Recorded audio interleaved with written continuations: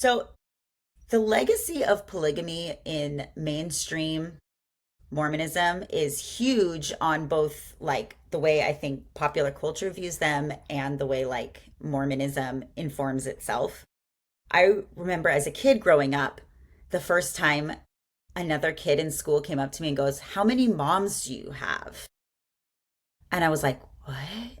Like I was so confused. And then I realized he was asking about polygamy. Yeah. Um, Yeah. there is still a lot of people who don't know that it stopped or don't differentiate between Mormons and like the FLDS that do still practice polygamy. Um, it's, I think that there's a lot of perception that polygamy is still there for people who are uninformed about kind of like the differences between the different sects of Mormonism.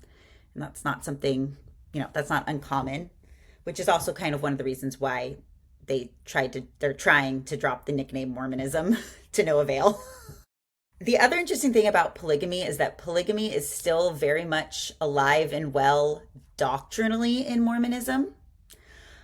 So Mormons believe that men can be sealed, which is their word for married, to multiple women. So, like, if let's say you are a husband, your wife dies, you can go and get sealed to another woman. And in the next life, you will have both those women as your wives.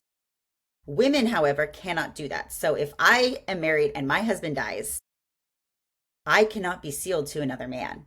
I have to cancel my sealing to my first husband, which then makes him alone in the next world. So it is this weird eternal polygamy. There's also a lot of cultural beliefs because the church has never clarified specifically whether or not polygamy is going to be an eternal practice. Growing up, I was told that I would be a polygamist in the next life, no matter what. Like if I was going to go to the highest degree of heaven, I had to become a polygamist because that's what Brigham Young taught and other leaders. And the church has never directly stated whether or not that's true or not. They've kind of been like, we shouldn't speculate about the next world, and no one will ever be forced into marriages they don't want to be in. But kind of like the situation of Hazel in the setup of this book, like, how much choice is there really when it's like, okay, you can be with your family forever and have this great happy life forever with God if you're a polygamist, or you can go to hell and not be a polygamist? Like, what? What kind of a choice is that? That's crazy. Yeah, I have here that you have ancestors, two sisters who were both married to the same man in 1800s Utah. Yes, that was actually also very common was for men to marry sisters or to marry mothers and daughters. I know, right? There are some people who would marry the mom and then marry her teenage daughter. So I have four sisters, and for a minute there, I thought about one guy just marrying both of them, and I was like, ew, that's disgusting.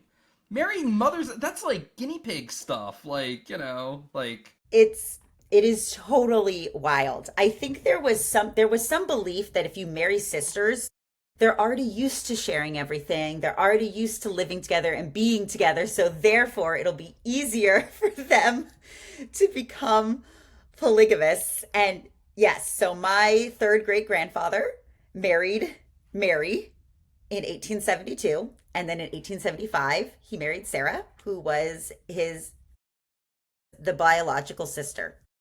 And when you look at pictures of them, they look like twins. yeah.